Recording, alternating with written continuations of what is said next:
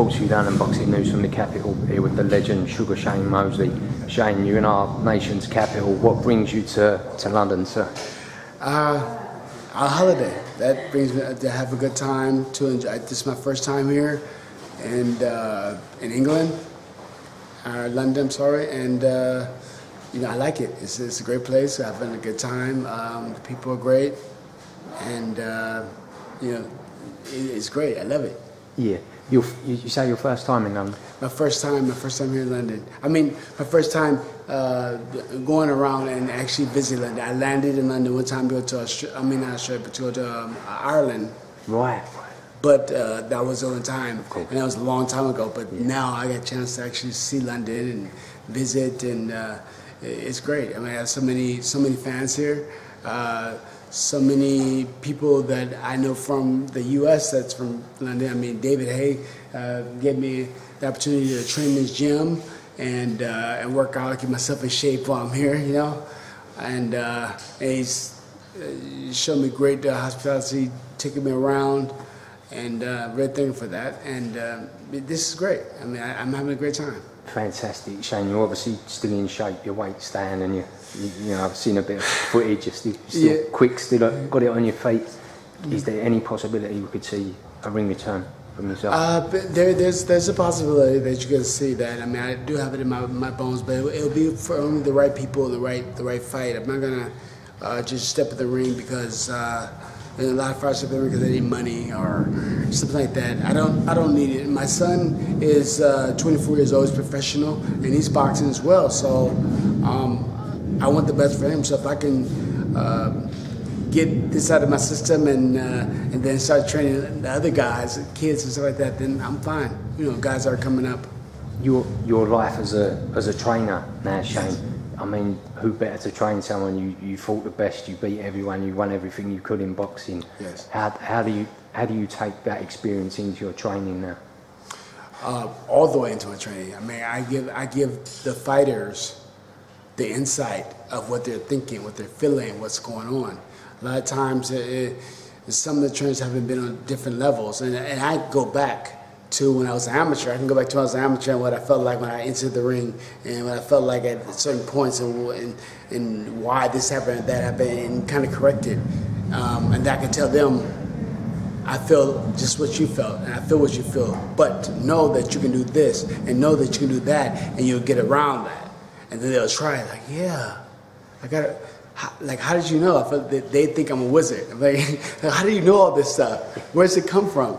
I know that you've been boxing forever, but why do you know? Like, professional fighters, when they go into a world championship fight, or when they go into a fight for the #1 contender spot or whatever, you know, I can look at them and I'm like, wow, I see your look. I know that look in your face. That's because da da da. I know why you feel tired.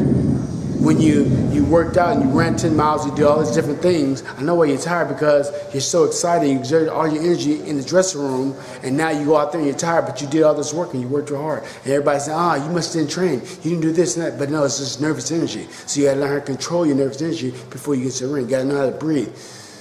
Breathe, relax mentally, you know, feel confident, think certain things to get yourself over it. So I can understand, I can relate with them, because I've been there. Most definitely. And yes. And you hit on the key word in boxing, confidence. Confidence. Your 2009 fight against Antonio Margarito was a 4-1 favourite, 4-1 on favourite, and no one gave you a prayer. Yeah. And you went in there and you smashed him, you took him to school. That fight is a big standout in the UK, because the reason being the way you were turning your punches over. Yeah, exactly. And it was a big, everyone was talking about it, and it was a real standout performance. Can you just take us through how you took him, you broke him down? So it was funny, because after I walked out the ring, I seen Brendan Forrest at the end of the ring. He's like, man, great job, you did a great job. And then Brendan Forrest is the guy that I lost to, and he was congratulating me on a great fight, and I was proud of me and everything. I thought that was pretty cool. But from the beginning, you know, I knew that his style the Mexican style is the style that I grew up with and was raised fighting. I could have fought it in my sleep. So I'm not sure if that's my best fight, but it's the best fight for people around the world. In 2009 and everything, they're like, wow, how did this guy is amazing. This guy is like a cherry. He beats everybody. He beats them down. And the way he fights. But that was my everyday sparring session with guys like him. So I'm like, you can't beat me. I'm going to beat you because you're doing the same thing that I've seen all my life. And then knowing that I wasn't injured for anything after that fight, then injuries started happening, and then I started fighting injured, where it seemed that I lost my step, which you do. It seemed that I had no more legs, which I really didn't. It seemed that maybe I can, maybe he's getting a little punchy. No, I took brain scans. I just have to make sure that I'm not punchy. There's no brain clots or anything going on. If anything, when I went there, they were shocked and showing everybody my brain in the whole office. The only person there was another fighter that had brain damage, and he showed me what brain damage was. And there's another guy that was in the military, the explosives, and they showed me that brain. And there's another person that has when their nerves get bad, and what they call not seizures, but it's when they go into coma. Yeah. Their brain. They showed me their brain. So and then they was showing my brain around the office. Like, wow, this is amazing. How'd you do all these years of fighting? How's your brain so good? Yeah. I don't know. Fantastic, Shane. Just finally, you've been asked a million times, I know, but as a man that's shared the ring with both Mayweather and Pacquiao, May 2nd, how do you see that fight playing out? I just see Mayweather being able to move and evade and get away from him, being able, adding more power. Just because Mayweather is not going to be probably jumping around and all those different type of things, he's going to just be sliding, slipping and sliding. He can still turn this way and move Pacquiao through, turn that way. And Pacquiao's got a lot of problems with the movement that Mayweather has, and it's because Pacquiao throws straight ahead. Everything is fast, but straight ahead. It's straight ahead. Mayweather lives over here and over here. He lives on each side. So if you're doing like this, you gotta readjust and turn, readjust and turn. It's gonna be so hard for Pacquiao to get off anything, even if he throws 5, 6, 7 shots. A lot of time guys like to sit back here and take all the shots, take all the shots, take all the shots. But they never dip over. And this is Mayweather doing that all day long. So those shots are not gonna really.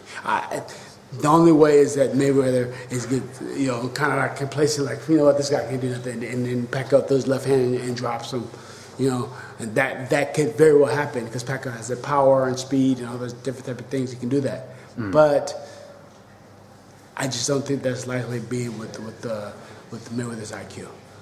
Just finally, Shane, the many comments that Mayweather's legs were slaying in the later rounds in the first fight against Marcus Maidana. Yeah. Do you think that was maybe a one-off because it didn't show maybe in the second fight, or is this something that Pacquiao can train for and capitalise on? I just think that with Maidana's a different fighter from Manny Pacquiao. Maidana throws punches from up here, down here.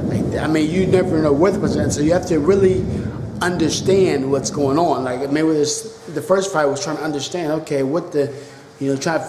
how is he getting those shots, and why are they still hard when he's throwing from here and coming down? And so maybe he was thinking. Once he figured that out, they fought the second time. Then it's pretty much it was the same thing he always does. He figured them out, and that's gonna be Manny Pacquiao's problem. Is if Mayweather figures him out in the first round, and he's gonna sit. Mayweather's not gonna do it the first round. I don't even think that's what he kind of sits back and try to figure out what's your strengths, whatever. He plays a little bit, and he's gonna sit. Once he figures out what he needs to do, it's gonna be problems for Manny. A lot of problems for Manny. Sugar Shane Mosley, thank you for your time, sir. Much appreciated. Thank you. Thanks a lot.